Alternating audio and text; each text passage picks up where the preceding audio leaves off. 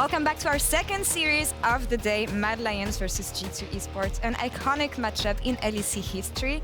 Want to talk about what the teams played yesterday and how they played, especially MAD Lions G2. We saw both of them. What did you think about MAD Lions first, GB? MAD Lions first. I honestly expected them to 2-0 that series. Yeah. The fact that it went to 3 games was kind of a big surprise to me. And, you know, best of 3 have shown a lot of things for a team so far. I think it shows some struggles, actually, with MAD Lions. They also lost some games randomly sometimes, similarly to G2. Yeah, but both the teams have this habit. They sort of play fast and loose at times, and it can sneak away from them in a similar way. G2's series wasn't the cleanest of things either. Both teams winning both their matches on the blue side, failing to do so over on red. Yeah. But I think G2, in their wins, looked so incredibly dominant, and it was all off of the back of Yike's jungling. It was amazing. And yet again, we talked about Yike and his ability to shine in the early game, be an aggressive jungler, but also bringing some new and interesting picks. And with the Lillia yesterday being maybe one of the best Lillia I've seen in the LEC Ender, this is what I want to see from Yike. Yeah, I mean, honestly,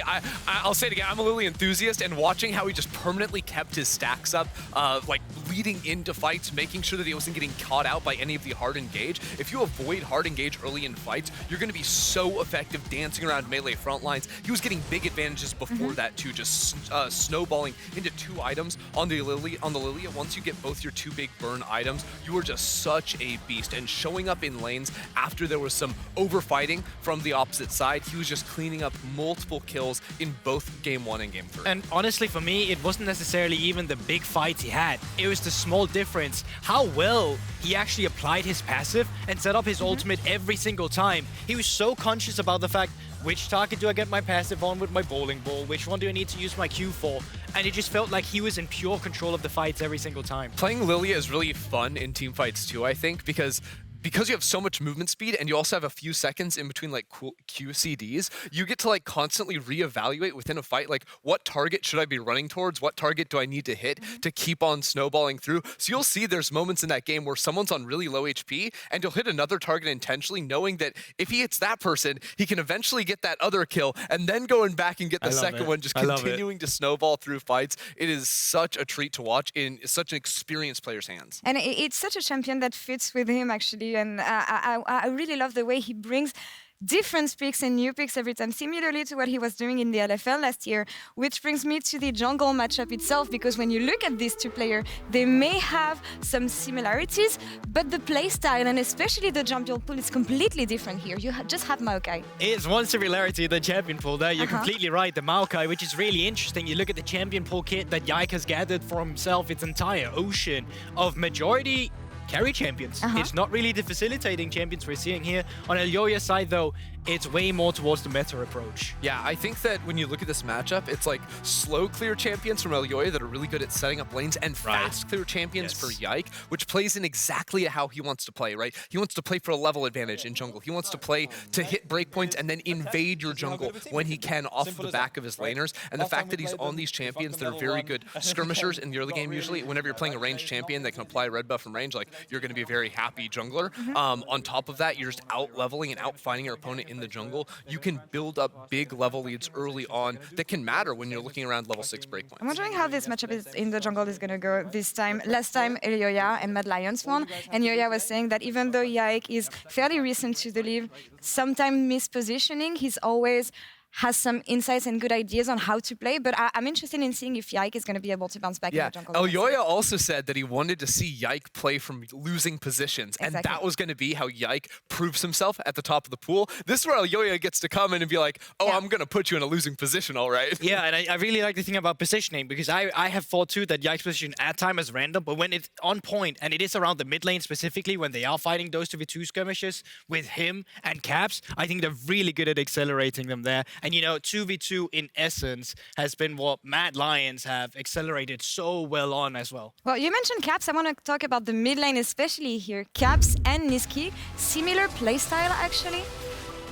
quite frankly, yeah, I think they have some priorities in terms of how they want to play it. For example, on the side of MAD Lions, way more emphasis on the 2v2 matchup in the mid lane, but it does also happen on the G2 side as well. Yeah, a lot of the time what happened with Caps is he'll look for an all-in when Yike is pathing towards his lane, and they'll look to either gank the lane or invade the jungle. Off of that, you can see this fight is taken in the enemy jungle right around mid lane because G2 see an opening on that side, whereas it's a lot of that straight, like, traditional fight around the mid lane for MAD Lions. Yeah, you can see there as well with the lane percentage at 14. Cap spends the least amount of time of any mid laners in his own lanes. And statistically speaking for Nisqy through the regular season and his game so far, you can see that he's actually the best mid laner that we have. But it's very important that you recognize the fact that he's the mid laner who spends the most amount of time with this jungle lane as well. Yeah, I'm also going to say, like, Caps is down at CS in 14, but he's second in the league in terms of gold. That goes to show how much he's doing in terms of getting early kills, getting involved around the map. So similar playstyle, push and roam usually for the two mid laners, and similarly to the way their games went yesterday, they won 2 games on the blue side, no win on red side. I think here MAD Lions is going to start on blue side actually. I'm interested in seeing what is going to be G2's approach compared to that, and if they finally found answer drafting on red side. Well, the thing is for G2 is I actually think they're kind of freed up, especially in terms of like jungle bans. I don't think they actually need to ban junglers on red side, except for the Elise, I think is something they might want to continue to get rid of, even though we'll see if like Elyoya wants to bust that out, because I think Elyoya has always been a very well-rounded jungler that can lock that in, and it would be a strong enough pick. But things like the Sejuani, Elyoya, most played champion, all split long, but you know the Lillia is going to come in as an answer to that. Make it easy. MAD Lions, you focus on enemy bot lane. You saw the similarities between Elyoya and Yike. They only share the Maokai, so you don't have to worry about too much there else. And for the side of G2, you can try and ban away some of the junglers. How do we expect this one to go, though?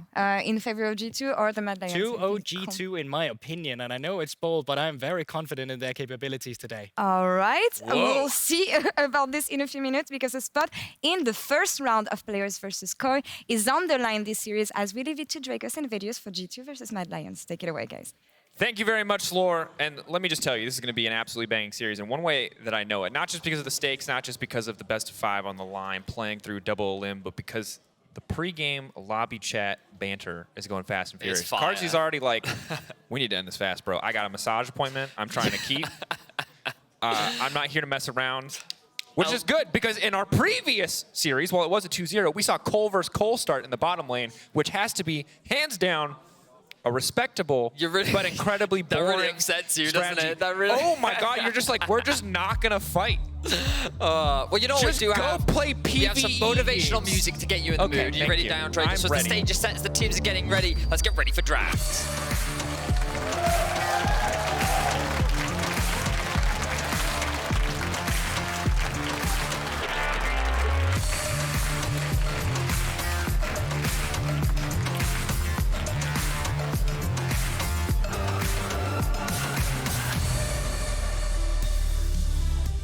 And here we are, game 1 draft.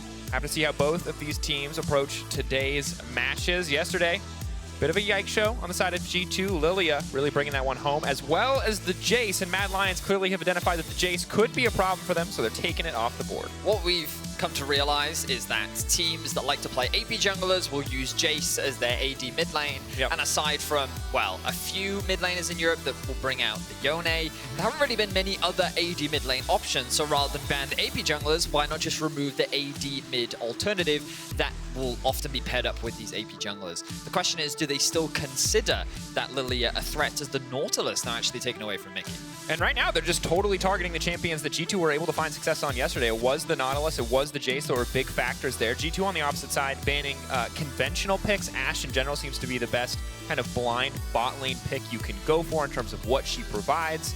We saw a nice black cleaver, Ashe from Trimby in the previous game. Sivir feels a bit more Carzzy specific, but we'll see now how MAD Lions want to round out the rest of this draft phase, because a lot of conventional power picks are being left up and available. Heimerdinger, Draven, a lot of the things that were taken away in yesterday's series versus G2 are still on the board.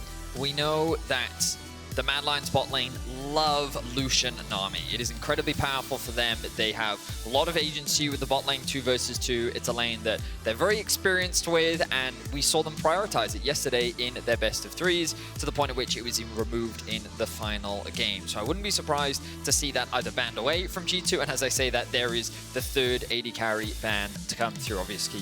Ashe with that flexibility in the bot lane. This does mean that things like the Maokai and the Sejuani are both up and available. These are not the typical Yike champions, admittedly, and you have to remember that going for something like a Sejuani or a Maokai does actually open ways for a Lillia to have a great time. Definitely does, but as you highlighted previously, the Jace ban also discouraging the Lillia from the side of G2 Esports unless they can find another AD option in pro play. You almost never want to be having a jungler and solo laners of the same damage type. And G2, they're going to play with our hearts. They're a hovers team this year. For those that the old school G2 wonder in the top lane, this used to be his answer to Jace top lane, actually. I think it was Jace anyway, but Yorick top was something. You said that with so much confidence, and then like kind of, you're like, yeah, because this was his answer. It was. At some point, I think maybe. Yeah, that's what I do. There's the Lillia. There it is. Okay, so they're really confident in the pick. They we'll have to see what they decide to pair up with it in the mid lane. Personally, I'm not of the opinion that you need to run AD mid, AP jungle. It's just that mid-jungle duos, because of how prevalent they are, they want to mix up that damage portfolio. Yep. The Varus naturally going to be, I was going to say Varus naturally going to be paired alongside it because of how potent it is in AD carry, but this is likely their mid lane alternative. We've already seen Tristana during the regular season, does have very strong push and can be flexed into the bot lane if they so choose, but my expectation is this is the mid-jungle for G2. Certainly looks to be the case. Again, we'll wait to see where it's going to end up in terms of flex picks overall, but MAD Lions now firing back quickly, locking in a premier bot lane option. And the Zeri and the Lulu, incredibly oppressive. I'll be honest, Mikyx versus Hylissang, I was kind of hoping engage versus engage, but Lulu is such a powerful champion that I can totally understand why MAD Lions would go for it here. I wonder what direction G2 will go in now. Maybe they pick something safe, maybe just lock in a support answer. Mikyx yesterday only played engage supports. Of course, a number of AD carries were banned, there it but is. Hans Summer's Draven has been left up. Now we should expect MAD Lions to start banning things away like the Thresh, the Leona, basically things that can kill you, because you know that G2, whenever they get their hands on the Draven, become a very bot-focused team. Don't be surprised to see that heavy push in mid from Caps into the early dive threats on the bot side of the map with Yike.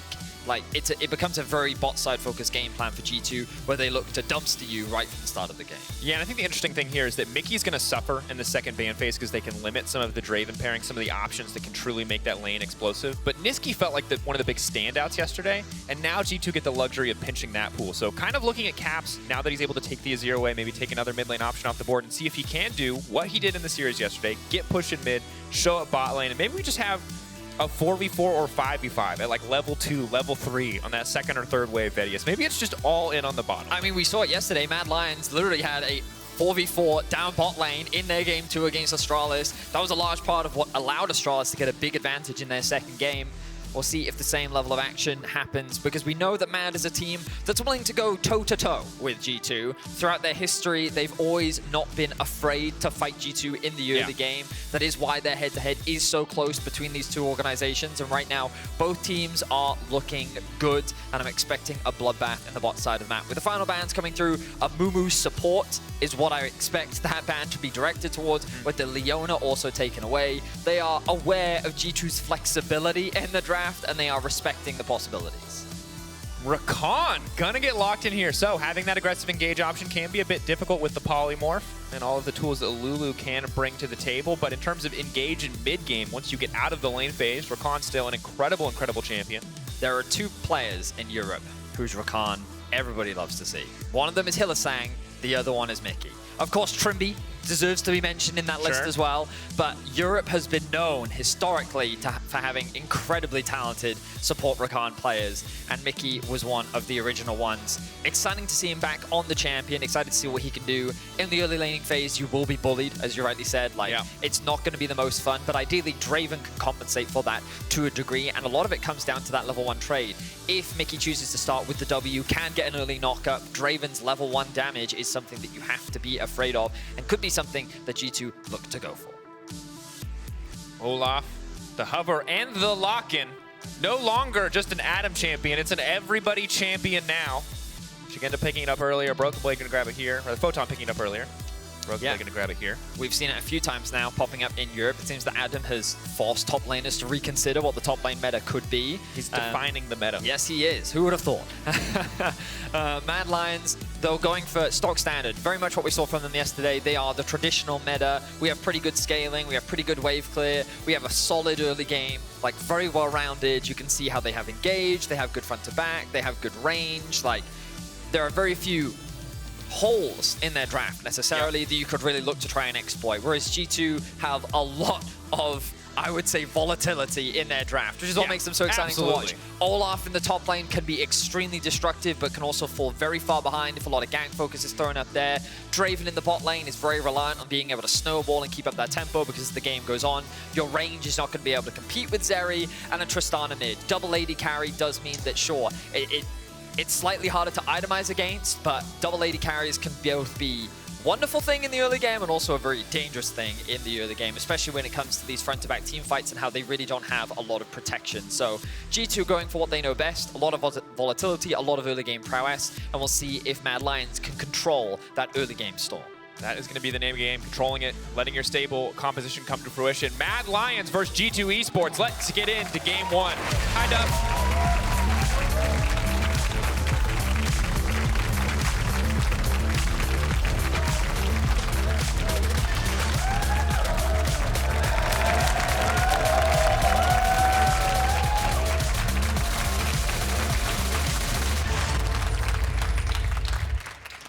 Welcome to Summoner's Rift. And now, we're on the Rift.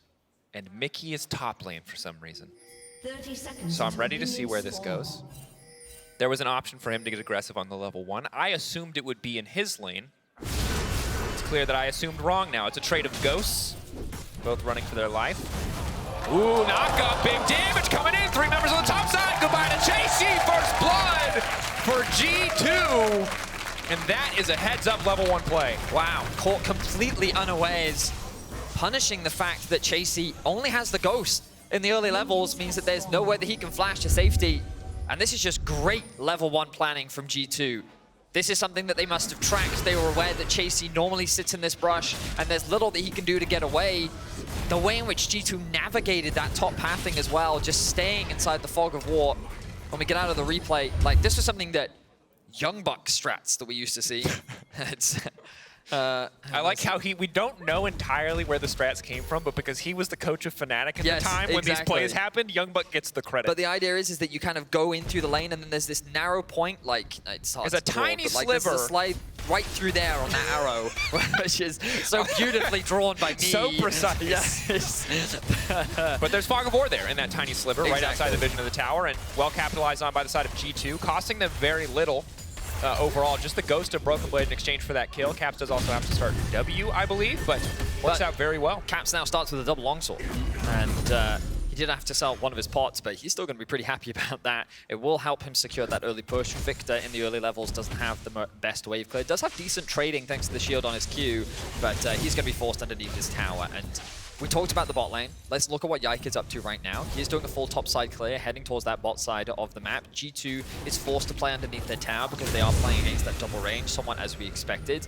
But now we have to see what Yike is up to, because many a times we've seen very cheeky plays. They had information on the bot side of the map thanks to this ward that the observers highlighted for us earlier. As Mad is actually looking for a cross-map play on the top side. Elyoya here. Red buff, level 3. BrokenBlade, no TP, so dying to ganks at this point can be pretty devastating. With the wave under Chasy's tower, though, he is just going to opt to recall. Doesn't want to stick around, doesn't want to risk anything. Really good awareness, I think, from BrokenBlade. And it comes back to that ward that we just highlighted. They have information as to the direction with which Elyoya went. It was very likely that he was going to look for an early gank towards the top side of the map, or he was going to do something on the bot side, and then they were going to gain information. But G2 had enough vision coverage to be able to cover or gain information of that, which means that BrokenBlade, through his powers of deduction, was able to reason, you know what, I may get ganked here, I'm going to go back to base. I just love with how much enthusiasm you said powers of deduction. Like he's Sherlock Holmes. Yeah, I imagine that, you know, pushed his feels glasses that up way. to his face, and then he said, Sees the... yeah, I knew all along what you knew. It's very... How you can tell. Tell me you watch too much anime without telling me you watch too much anime. Anyway, Chasy doing a very good job of holding this wave in such an inconvenient spot for BrokenBlade. He, without knowing where Elyoya is, it's just really, really difficult for him to walk up and get aggressive here. Now, Yike on the bottom side is looking to take away the Krug camp. Already has a bit of an XP advantage. 3v3 against the Sejuani, though. I don't think they can go for the dive. Despite that, Mikyx still stepping forward. They're going to find the knockup. Mikyx polymorph. Mikyx already dead. They're trying to kill Carzzy, but oh, it's just all going so south so quickly. Catch him, or else something doesn't happen. He dies before the axe can connect. Yike now running. Everything going wrong for G2 on the bot side dive. Turning back. Yike managing to get it, and that's going to be huge. Caps on the way to make sure they at least trade one in exchange. Top side, though. Fight still breaking out. BrokenBlade fully committed this one at a level disadvantage. Pullback will not connect. Both summoners committed from BrokenBlade, didn't quite have enough damage, but look at this. 2-2 is the kill score, but remember that it was MAD Lions that were the ones able to secure 2 kills in the bot lane exchange. The dive tried to happen from G2. We talked so much about it. The threat was very real, but Elyoya was able to position himself in a way to shut that down. Beautiful stuff from the MAD Lions in the early game. The gold remains even. Killing the Draven, obviously pretty big, taking away half those stacks. Only 20 stacks now to Hansama. He will get more as we go through the lane phase, but shutting down any early cash out makes the lane that much more manageable. Hylissang now coming into mid lane, trying to make sure that Nisqy can comfortably push this one out, or at least show a bit of presence here. Mikyx waiting in the darkness, though. Mad haven't spotted him out quite yet. It looks like both supports just showing up, you know, mashing each other, looking for their opportunity to fight. This is where we saw that earlier fight. This polymorph from Hylissang, so good. He knew that that would immediately give Mikyx tower aggro, and there was no way for him to get away to safety. Then Hansama drew tower aggro, trying to get that kill onto Carzzy. He flashes away. Hansama, I think he expected the axe to do a little bit more damage than it did. You could see how low Carzzy ended up getting. He tried to flash afterwards, but Carzzy was able to secure it. And then Elyoya thinking he can secure that kill onto Yike. Lillia damage is surprisingly high thanks to her passive. Ends up securing a kill trade back. But overall, a very favorable exchange for the MAD Lions. And something that you definitely don't want to see for your Draven in the early game. Yeah. And a bit tricky now at this stage of the game. We see Chasy getting aggressive, has the advantage of level 6 here, so not afraid to just try to poke BrokenBlade out of lane. It's been a difficult laning phase for BrokenBlade. Really good wave control from Chasy, I think it has to be said, is BrokenBlade really hasn't been able to approach the wave much whatsoever. We do have Coach Cam versus Coach Cam on one side. Look at the tension on the side of G2. Look at the pink. Yeah. MAD Lions are just styling. G2 respectable, you know, they're wearing the team, the org uniform. MAD Lions, they wear a lot of pink, you know. Thought it was a Wednesdays thing, but apparently it's a Mondays thing, and that's respectable. Pink is a great color. You have a great pink suit. I've seen it. That's true. Dragon now being started. Yike is trying to contest, but I don't think he's going to get close enough. Or is he? Mikyx's looking for this. Nothing here for G2. Of course, the strong point on the map right now for MAD Lions, you can see in terms of overall gold, is their bottom side of the map. Whereas mid-jungle for G2, the ones pulling ahead, Nisqy finally able to push some waves back under Caps' tower, but Caps already breaking some plates here in the mid lane, means that he's built himself a decent advantage. Yeah, we don't actually see the Nisqy stacks, but I can very quickly check. Yeah, so he's at about 75, 76, 77, around that, very close to his first upgrade. Thank you, observers, for highlighting that. You can see in the bottom left, every 100 is when he gets his upgrade, and when he gets the E upgrade, that's when he can start matching the wave clear of the Tristana. Of course, Tristana already having a lot of wave clear right from level 1. Mikyx looking for the knockup. Taking a lot of damage back, though. Carzzy obviously not very scared. Happy to step forward here as Caps again starting to roam. Yesterday was bot roams on the Jace. Today, roaming just about everywhere he needs to. Just going to be the honey fruit for now as BrokenBlade. Chasy going to trade back and forth. Ulti burned, though. Chasy trading it for Ghost. BrokenBlade about to get his back up, but the CC immunity is pretty important in these all-ins. Let's not forget, Chasy had an incredible game 3. Caps goes in. Trying to wait for the unstoppable. Is going to knock Caps back. 1v1. Sante versus Tristana. Caps now needs to run away. Damn. Weird fight there. But the Chasy damage was very real. Caps didn't hesitate, though. He didn't use his flash, held his ground for the time being, had the ultimate too. Things were getting a little bit sketchy.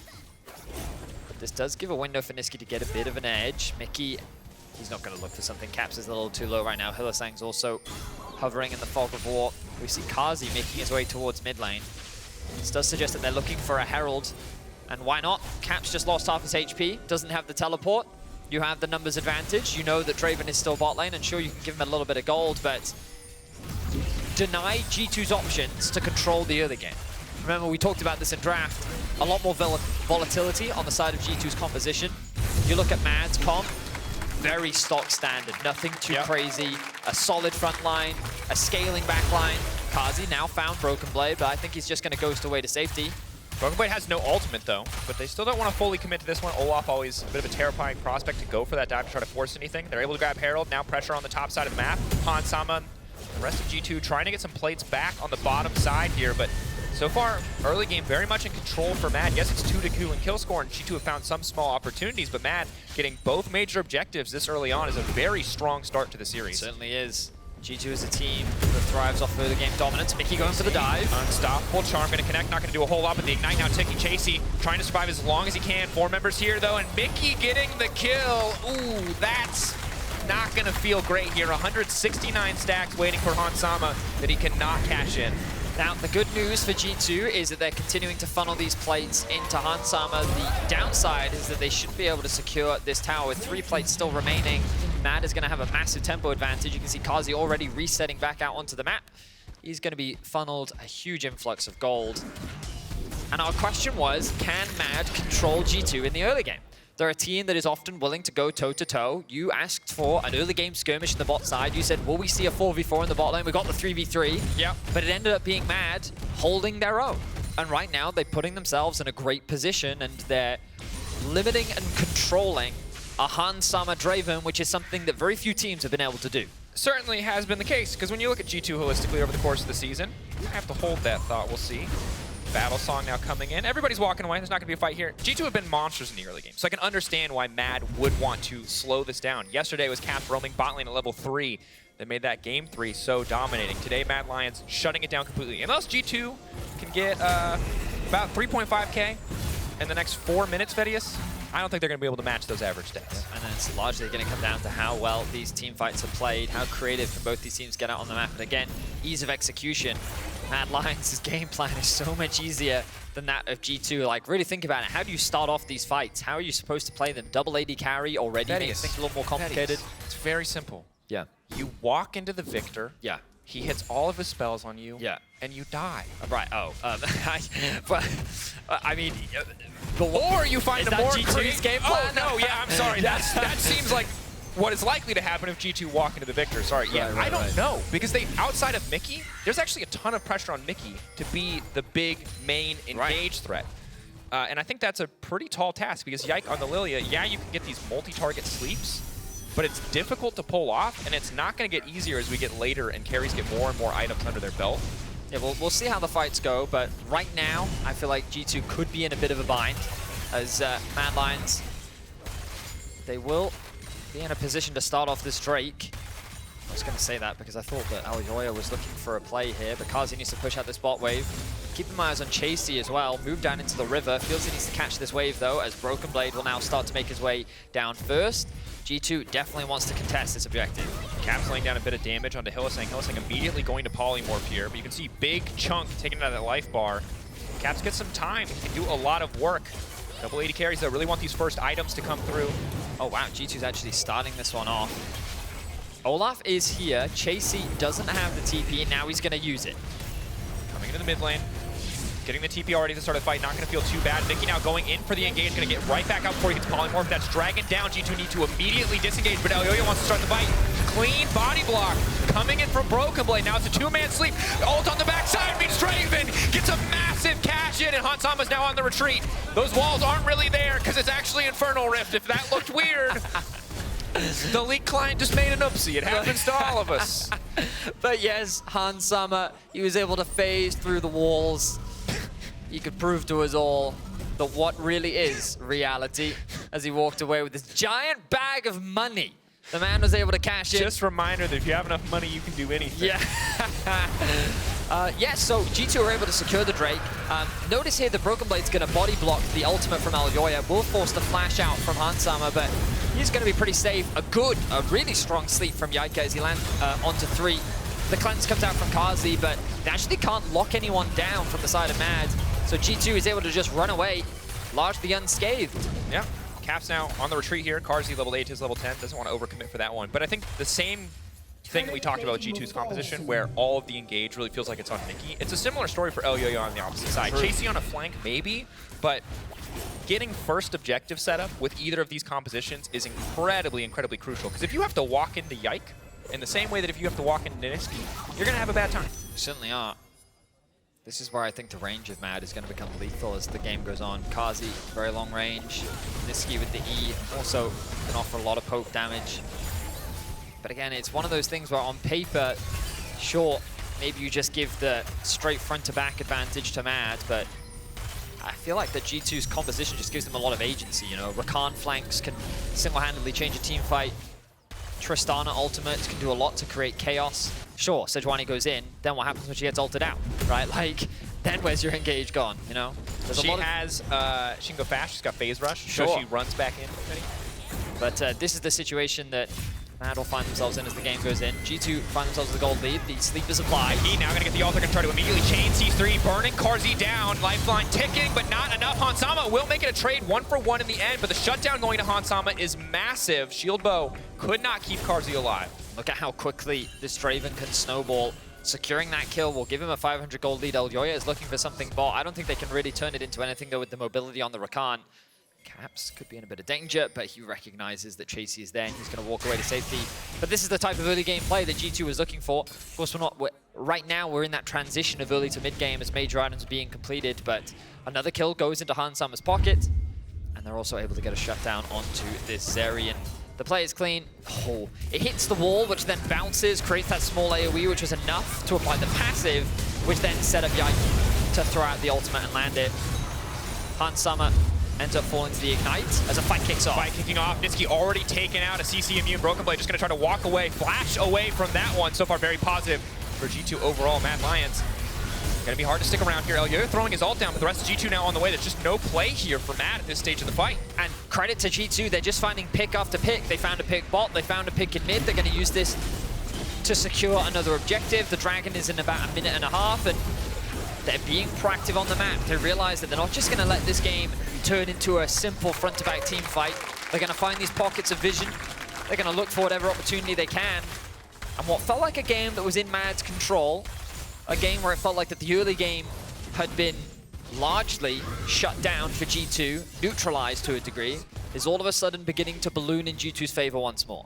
G2 mid-game has historically been a terrifying thing and is again with this roster, but this is part of the reason that we're generally so excited to see MAD and G2 go head-to-head. They've been neck and neck historically. There have been some years where MAD have been more dominant, some years where G2 have been more dominant. Yeah, titles still heavily in favor of G2, but when you look at these teams, they're both so good at team fighting. They're both so high class in terms of how they play the map, even with new players being brought into the roster, that this is one of those games where unless it's a 10K gold lead, you're never quite 100% sure who's going to come out on top. Quite right. We've seen some of the craziest games in Europe between these two organizations. And I'm expecting another banger series between the two. Dragon spawning in about 30 seconds. Now, Medic did give me a fun Medic fact. I miss him already. He said that Yike and G2 do not win when Yike is not ahead by 1,000 gold at 14 minutes. Now, the thing is, we're at 17 minutes. 15 minutes, he was actually, in fact, 1k gold ahead. But before that? But before that, he was not. He So was it's under doomed. 1k. So, I mean, this is the thing. Depending on how accurate Medic's stat is, our world could change right before our very eyes. There it is, guys. Sorry, it's already over. Might not look like it, but we'll see if Yike can just flip the script. If he can prove to us that he only needs a 700 gold lead to win a game. Big question. Right now, though, potentially just going to flip this one. Ultimately, Hansama going to grab that. Both sides, are they ready for the fight? Mikyx now going in, going right back out. Yike now trying to find the sleep. He's going to hit 2. Lulu and Sejuani locked up. Nisqy throwing the ultimate down. Big damage on the Caps. Caps now running. Chasy ghosting in, but they're just not fast enough. Re-engage now coming. Mikyx onto the backside. Instantly gets interrupted. It's so clean from Elyoya, and that could be everything, or it would be, but BrokenBlade's already in the backline. The Draven does too much damage, and it is so clean from the side of G2. What a turn. MAD is just wiped off the map. They over-chased for the fight, and they welcomed themselves into the warm embrace of Hansama. The damage was crazy. Caps and Hansama just melted MAD. And that will be a Drake for G2, 2 towers for G2, and what looks to be an overwhelming gold lead as G2 is dominating here in our first game. And look at this. Incredible. So the ultimate initially goes out to the Draven, but there's no follow-up. And at this point, you see the engage from Mikyx. He kind of gets infiltrated a little bit as Yike then looks for an engage himself. And at this point, you think, okay, let's just disengage. Let's just back up a little bit. You're saying, okay, G2's pretty low. Sure, we can chase this slow onto Nisqy and Carzzy. Stops him from really being able to follow up. The interrupt here from Elyoya looks good. But then look at Caps and Hansama. Completely untouched. Nisqy finds himself without a front line to play behind. Carzzy's then forced back as Caps gets himself a reset. And it was just a matter of G2's carries were in a much more comfortable position as the front line of MAD just very quickly disappeared. And there was no protection on one side while there was the world of protection on the other. And it's really difficult because MAD Lions are very, very reliant on their major abilities to win fights. You need that Viktor ultimate. You need Chasy to be able to go all. You need Elyoya's ult to lock these targets down. And so when they burned them and walked into G2's jungle anyway, trying to force something, it was so easy for the double AD carry composition of G2 to just turn and burn. They had way, way more damage. And the Olaf, if you're not going to 100 to 0 the Olaf, he's just going to heal through everything that you do. And that's the difficult situation that MAD found themselves in now. About a 6K gold deficit. See what they can do to crawl their way out of this one. It's a tall task, especially because the threat of G2 taking a Baron is very real if MAD slip up again. Very, very fast Baron indeed. And again, it comes back to it. You know, you look at MAD's composition on paper and you sit there and think, okay, yeah, typical front to back, makes a lot of sense. But then, like, you look at G2's comp and you're like, oh, actually, you've got a target that can't be CC'd in the Olaf. You've got 2 champions with dashes. Yike has more movement speed than a Formula 1 car. And then, okay, you've got Hansama, sure. We saw what happened when you landed an ult onto him. It was nothing, right? Like, the follow-up wasn't that reliable. MAD's composition kind of wants you to come to them to a degree, but G2 have 2 AD carries. They're quite happy playing at a distance. They're quite happy to kite you back, leverage their range, and kind of pick apart your front line. It's weird because you have compositions that want to go in and compositions that want to back up. And for the most part, both compositions just want to back up. So if you're the person who's going in, it just feels like you're doomed to fail. And speaking of quick Barons, this one's not the fastest, but... Is he juggling 3 axes right now? He is. Oh my Look at him go. Look at him go. He's so talented. So talented. Search to Soleil from Hansama. G2 grabbing completely uncontested Baron. And this is where it really starts to look grim for MAD. If G2 can press their advantage further, if they can leverage this Red Bull Baron power play and try to break open the base of MAD Lions, it's going to be a nigh insurmountable advantage. And what I'll say is that, like, what I like about what I've seen from G2 this game in particular is that proactivity that happened around the 13, 14, 15-minute mark. You know, the game was pretty much dead even, and had things just continued the way they were, you were like, sure, Nisqy on a Viktor and Carzzy on the Zeri. Like, yeah, these champions are going to scale incredibly well. But G2 didn't do that. They looked for picks, they looked for plays, and they're looking for another pick right now. Hylissang running. Shortly, he will be dying. He is a Lulu. There is no way out. So G2, quick pick on the side lane. Doesn't matter too much because Hylissang is not a big source of wave clear, and it's really just going to be about survival for the next few minutes for MAD. They did buy a bit more time, knocked off of that Baron buff by throwing Hylissang out to side lane. If you want to give him the benefit of the doubt, Hylissang valiantly sacrificing himself for 20 to 30 seconds of Baron time. But hey, it may look graphic having a Yordle murder another Yordle, but good news, Yordles are immortal. So Hylissang will be back in no time. Chasy now forced to use the Ghost. They just go to the farm, kids. Oh god. Run, Chasy, run! Chasy does not want to go to the farm. He is now running. Yike trying to farm him though. He goes to sleep, but still manages to get the W cast out. So well played by Chasy to escape on that one. Lillia does a lot of damage at this stage of the game with the double burn items. Caps now, a bit of danger. Oh no, gonna have to be reminded that Yordles are also immortal. Caps trying to get fancy, but I think there's just enough damage on the Viktor to stop anything from happening there. Big shutdown. G2 on the bottom side of the map, they're gonna be able to grab a dragon, but they're not really gonna be able to break open a lot of towers with this Baron buff, because they've just been so split. So G2 not really getting much value out of the Baron. They will secure another dragon, but you're right, it's been just like a lot of picks all over the map. They haven't really grouped up and kind of forced anything. MAD have been able to find a pick of their own just to buy a little bit more time, see if they can get to that scaling point where they can look to try and win a couple more team fights. They are at a slight problem that the Draven basically has an entire item over Carzzy, which is the thing that they were trying to avoid earlier. On top of the fact that Yike has a 2.5k gold lead. and also does his fair share of AP damage. And this is, again, why you often look for those mixed damage profiles. Ultimate onto Hans. Ooh, just a little bit wide. Blood rush there from Hans. Felt that one tickle him on the back, but will not connect. Oh, nice. Oh. It's like when Lee Sin smite the creep as the Q. He that's autoed exactly the what creep that as was. the E came through. It's actually really big brain. It was really smart. It was super planned. Really cool. You can't get those type of mechanics in your everyday games, can you? LPL, LCK? We're calculating the swirl seats over here. That'll be clipped. Top of Reddit. I can already see it. Anyway, Dragon, 4 minutes time. And credit again to G2 for finding their way back in this game and for building such a massive lead. Thought it would be a breeze for MAD after that early game lead. G2 were in a bind, but found MAD, split them up, really brought it home, made it work.